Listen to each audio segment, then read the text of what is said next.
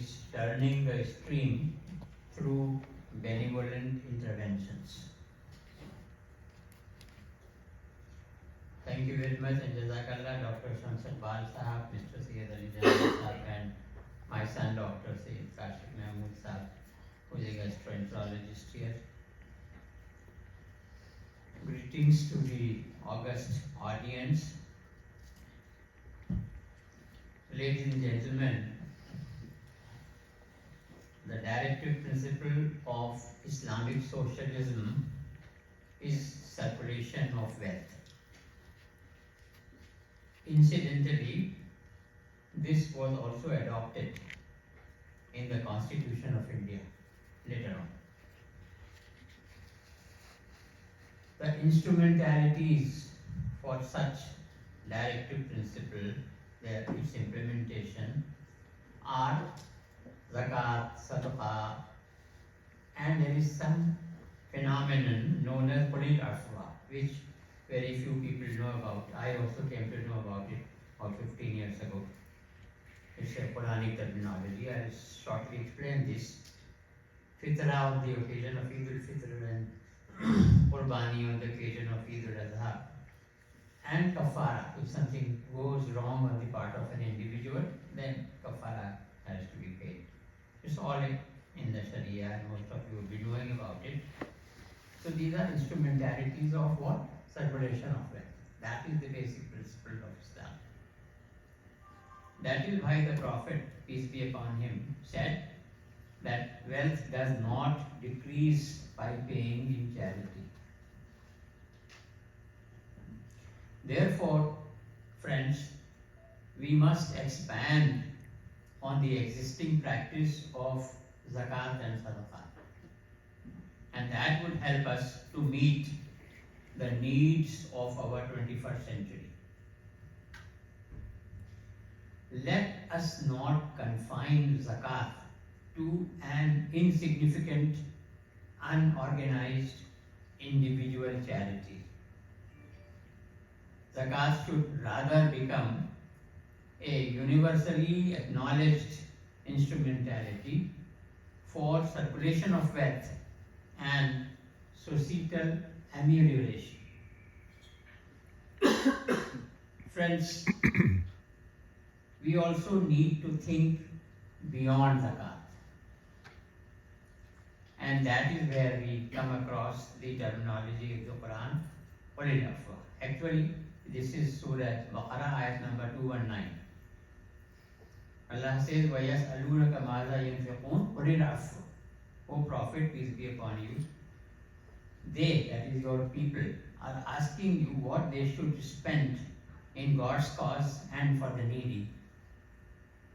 So you tell them, God says, قُلِ الْعَفْوَ. He gives the answer. He says that you tell them that out of what I have blessed them with, they can retain as much as is required justifiably for passing a comfortable life by themselves and those who are dependent upon them. The rest of it, they should spend for the cause of Allah. This is what I call as quantification of sadaqah. We are under the impression that it is optional. Sadaqah is optional. We are also under the impression that the quantity of sadaqah is also optional. But that's not correct. Surah 2.219 is as important as any other surah of the Quran. But then most of us don't know about it. So, Qulil Afwa is quantification of sadaqah, 2.219. And in order to facilitate the Ummah for the implementation of this, we in the Zakat Foundation of India have come up with a hypothesis. It's known as TRAIL 33. TRAIL is an acronym, short form. T is for time, R for resources, A for assets, I for income, and L for love. Each one of us have got all these features. 33% of that is 1/3 of each of these, I should spend not on myself, not on my nuclear family, but on somebody else who is in need. There is another important point which I want to make here, that the charities all across in the world, Muslim charities, need to also have a regular head of expenditure for construction of refugee homes, which Quranic terminology calls as Darul Hijrat, refugee homes, because that's a big problem across the world now. And mind you, refugees are of two kinds: transnational migrants and internally displaced persons also within a nation. So both need to be helped. And we have been doing this work in the Zakat Foundation of India, in among other works. And that's why this photograph I'm showing to you, where we have done so much of work, alhamdulillah, in this field also, that and the UN High Commissioner for Refugees in India, he walked in our office literally one day without any previous notice, and we had a good discussion and we have a good relationship with them. So I thought that I mentioned this also. Also, in the Holy Quran, Allah Ta'ala says, protect yourself from the stinginess of your soul. That is verbatim Allah's injunction. What is stinginess? The Arabic term is shuh. So it means narrow-mindedness and niggardliness. And that will guarantee you success. That's what Allah Ta'ala guarantees. So what is the moral of the story here? Let's be large-hearted for the pleasure of Allah. In the context of zakat, it says, we know 2.5% of my savings I have to give as zakat, and my wealth I have to give annually as zakat. So 2.5% paid by way of zakat must invoke charitable disposition in us in respect of the remaining 97.5%, where God does not inject anything, but He is testing us, how much large-hearted we are. So my dear friends, against this background, we have to consider that we are welcoming our upcoming generations to the world of awakening under quite difficult and arduous circumstances. But there is a silver lining, and that silver lining is that yourself, all of you, and we in the Zakat Foundation of India, all of us, alhamdulillah, at least all of us in this room, are with born capacities. Allah Ta'ala has blessed us with born capacities to play a useful role in ameliorating the plight of the less blessed people, like I am illustrating here by way of photographs. They comprise the overwhelming majority of the society. And friends, please note that destiny is for losers. It's just a stupid excuse to wait for things to happen instead of making them happen. So let us take a pledge that we will make it happen rather than waiting to know what is happening. We should visualize and preempt. God's scheme is managing the humanity through telescoping of examples, as I just now said to you, 2.5% versus 9.7%, 97.5%. Similarly, about namaz also, 5 times namaz, the value of namaz is determined by Allah Ta'ala by knowing when He tests you as to what you are doing, what I am doing. When between two namazes I am outside the mosque, what I am doing there at that time, that determines the value of my namaz. So ladies and gentlemen, we need to illuminate the nerves of the ummah. We should properly diagnose the malaise and try to change the course of the stream through benevolent interventions. Allah Ta'ala says in the Holy Quran that हर इंसान के लिए सिर्फ वही है जिसकी कोशिश उसने की. And here is a promise also, तुमने कोशिश की तो तुम्हें वो मिलेगा. we learn out of all this is that the long-term solution of the difficulties of the Ummah to be done by us, the solution to be implemented by us is empowerment through well thought out, systematic institutionalization. That is the long-term solution. And in this context, you will be happy to know that we are in the 26th year of service from Zakat Foundation of India, which was established in 1997 and is headquartered in New Delhi, though its branches and resource persons and the beneficiaries span across India. ZFI has all these statutory approvals, including FCRA, Charitable Registered Trust under the Income Tax Act, and FCRA, Niti Aayog, which used to be Planning Commission earlier, and under Juvenile Justice Act, because we are running orphanages also. The works, the projects can be categorized under micro and macro. Micro projects, some of the photographs I am showing here, we have established orphanages separately for boys and girls in different places. We are running medical centers, poor free medical centers, of course, in all the Muslim predominant poor areas.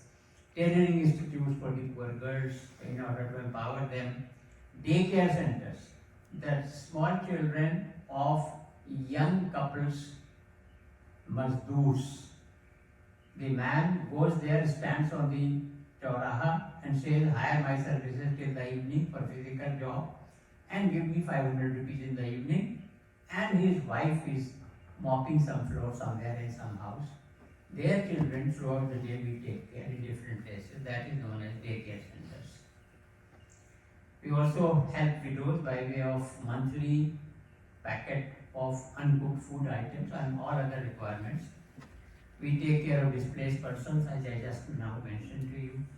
And we have a very big role, always, very effective role during any disaster. So we provide disaster relief like in Kashmir, floods also, and Zafar, etc. Everywhere, anywhere there is a disaster, natural or man-made, we are there. Then we run reading rooms and information centers, different places. These were micro works. Now I switch over to ZFI's macro works. And that's why I am showing you this photograph in order to put it into proper perspective. We are in 2023 now. We should not only think about 2023, we should also think about 21-23. That is 100 years from now. 22-23 and 23-23. That is about 100 to 300 years. At that time also there will be India. At that time also there will be the Ummah. But what kind of Ummah would be there at that time? That will be determined by what we do today and what we do today. Therefore, under the Zakat Foundation of India, we have organized during the last 16 years across India, everywhere in every state. So orientation programs, 58 orientation programs for competitive examinations. Identifying academically best boys and girls, reaching out to them, telling them to you register yourself for this orientation program, which is going to be held 2 months from now. Register online. And usually the attendance in each of our orientation programs is about 1,000. And then motivate them, tell them, inform them. There has been lack of information and lack of motivation. So that we gap, that fill the gap. And Alhamdulillah, this is the 16th year of our success. We had established in 2007. The Zakat Foundation was established 10 years earlier, 1997. But this institution, Sir Syed Coaching and Guidance Center for Competitive Examinations in New Delhi, we had established in 2007. as a branch of this, we are also providing online coaching for provincial services conducted by ZFI from its Lucknow unit. This is the third year. And the Central Staff Selection Commission coaching is being provided at ZFI's Bahrain unit. We have a big campus there, 50-60 boys live there. And the competitive examinations unit is also working in Bhopal at the premises allotted by Madhya Pradesh WAFO. So it plays like this, that any people who are literally interested and seriously, sincerely interested in helping us, we start the work there. And during this period of 16 years, 2007 to 2023, you will be happy to know that 294 of our boys and girls have joined various public services in India. MashaAllah. Out of this, 99 are in the state services, which we began only 3 years ago.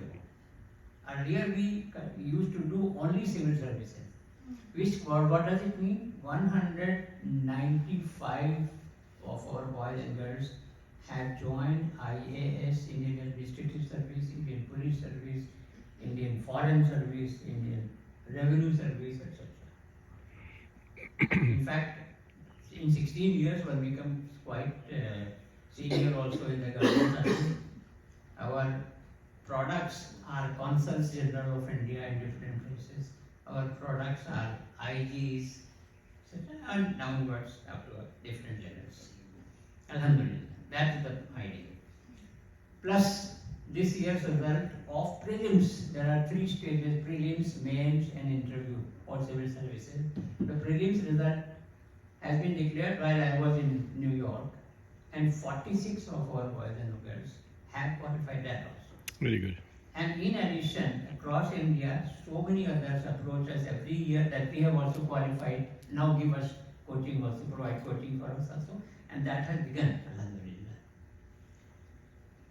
And you will be happy to know that so far we have been doing this work in hired accommodation in Delhi. And why in Delhi? Because the statistically most successful civil services coaching institutes in India, all of them are in Delhi.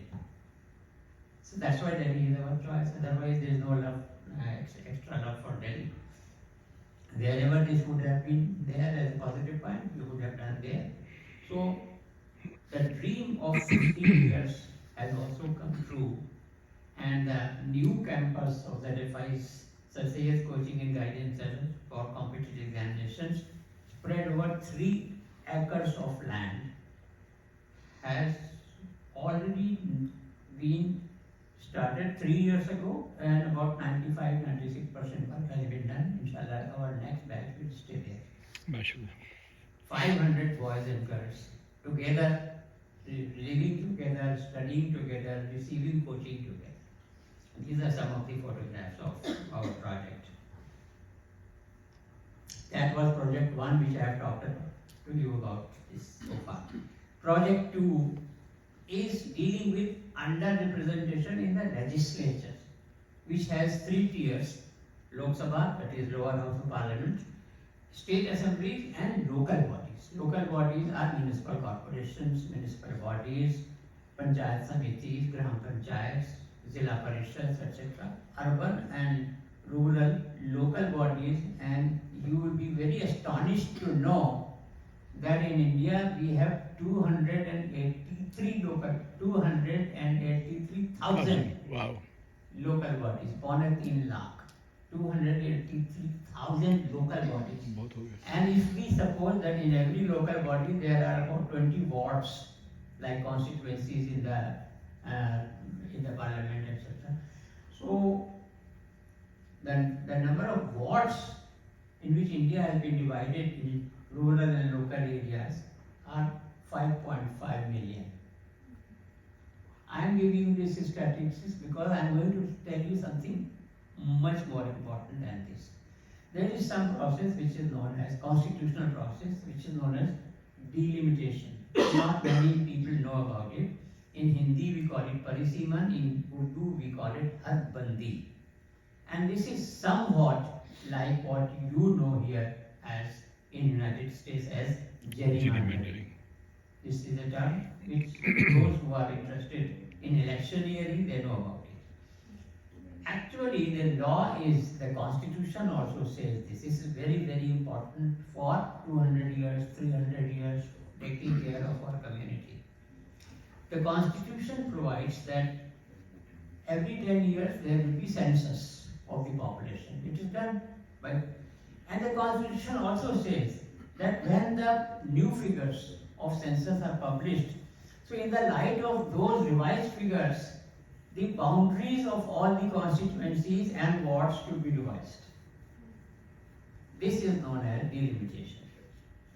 And this is done meticulously every 10 years. Incidentally, for Lok Sabha and for Assembly, this work has been stopped by a constitutional amendment till 2031. But for the local bodies, it is going on. Every 10 years, 5.5 million wards boundaries are changed. And rules for this delimitation are very good, but they are not implemented. There is bad implementation, it's deliberate bad implementation, and we are at the receiving end. That is one big source of our disempowerment and our bad condition. So there is erroneous delimitation of electoral constituencies of parliament and state assemblies and electoral wards in the local bodies like municipal corporations, Zilla Parishads, village panchayats, etc. ZFI has established a unit in this regard, also an additional project which is known as Delimitation Cell, which is running for about 8 or 9 years now. We have done all the researches.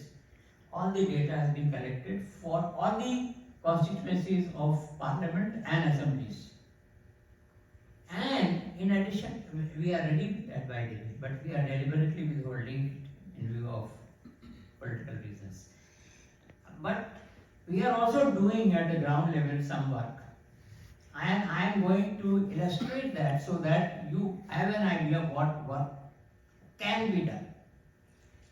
UP's Saharanpur district has 45% Muslim population, according to census, official figures. When UP was being bifurcated into Uttarakhand, then the Election Commission of India announced, gave a notification, we are going to do this. In that they said we are going to reserve Saharanpur constituency for scheduled castes. And from the definition of scheduled castes, Muslims were excluded in 1950.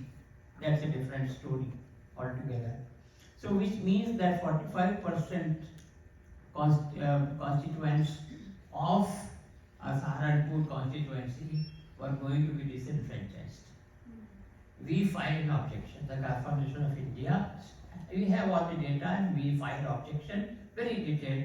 Because of that, the entire commission, including the chief election commissioner, had to hold in their office in Saharanpur, and all the documentation was done, argumentation was done, and Alhamdulillah, because of that, they passed an order and they said that we were going to reserve this is called Saharanpur for scheduled caste, but the ZFI's intervention is well taken and they did not reserve it. And instead they reserved one of the alternate constituencies which we had recommended, where the law says, mind you, you should know this, the law, that is Delimitation Act of Parliament, Section 9(1)(c) very clearly says that those constituencies shall be reserved for scheduled caste where scheduled caste percentage is highest. But here the Saharanpur scheduled caste was hardly 2-3%. Muslim percentage was 45%. That's why it was reserved.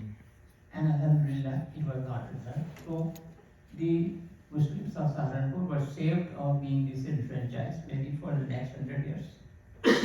Similarly, in Greater Mumbai Municipal Corporation, I have nothing to do personally, family-wise, etc., neither with Saharanpur nor with the Greater Mumbai Municipal Corporation. but the entire Ummah is mine. So the Greater Mumbai Municipal Corporation, we studied, and 1 year before the election was going to be held, we filed, served a notice under RTI, Right to Information Act, to the Election Commissioner of Maharashtra. And we said these 30 wards, your rules are being violated. We don't say any Hindu, Muslim, nothing. Your rules are being violated. So please correct them, and then you will be able to correct them. And you will be happy to know that they corrected all the 30 wards. Because of which the election was held within a year after this entire process had finished. Within a month, the election was held. And in 2012, the last elections, number of Muslim corporators who were elected in Greater Bombay Municipal Corporation was 23. But because of this intervention, in the election held in 2017, the number went up by 1/3 and 30 Muslim corporators were elected. Wow. That is the power of doing this work. Similarly, in New Delhi, in Delhi Municipal Corporation, in so many other places, whatever we are able to do, given the resources, we are alhamdulillah. Even as I am talking to you, the work is going on somewhere. But then, this is only a model. We have to work more and more. So we have a 100-year project, and the way forward is, and that is our incidentally next dream, that we should establish a delimitation academy and a cadre of delimitation officers, about 20-25 of them, being paid good salary because they have to be intelligent, well-placed people, and give them house to live. That's why they will work. And then post them in different places, in different states in India, which are going to the polls in the next 1 year. And get this work done. Slowly, without any news making. You will not have heard about anything of this because we don't go to the media about this. We do it very silently, and that is how it has to be done. That was project 2. Now project 3 is reclaiming the Waqf properties. All of you would be having some idea about Waqf. I'll give you some statistics also. There are examples of good Waqf projects and bad Waqf projects. Most of them are bad. I have myself been administrator of the combined Waqf board of Punjab, Haryana, and Chandigarh, so I have some idea of it. The total number of Waqf properties in India is 490,000. The total number of Waqf properties in India 490,000, and the land area covered in these properties is for 572,000 acres. Some people who are not from India, can you explain Waqf for a moment, please, for them? Waqf is an Islamic concept. It says that if you think that you are a good Muslim and you want to earn extra points in his evaluation, then any property which belongs to you, which you have bought from your forefathers, or a property which you have purchased and acquired yourself, you dedicate that property for God. Say that I make it, declare it as Waqf under the Waqf Act of India, passed by Parliament, and now whatever income comes always in future out of this property, that will be utilized for taking care of the needy Muslims. That is Waqf. So there are 500,000 Waqf properties. So therefore we have established under the Zakat Foundation of India 3 years ago, National Waqf Academy, which organizes courses where those who are interested in doing Waqf work, they are given training and coaching how to do it. And alhamdulillah, as a result of that, retrieval of Waqf properties has begun already. Otherwise, more than half of the Waqf properties are under unauthorized occupation. Okay? So they have to be retrieved and put to proper Waqf use. Project 4, something to do with Friday sermons. Friday sermon is a very important work. This is an information technology which came into our life, in the life of the Ummah 14 centuries ago, that 52 times in a year, substantial portion of the Ummah is sitting for 15 minutes, having taken bath and in a state of purification, and with head bent and listening to the person who is speaking. So what that person speaks, that becomes very important.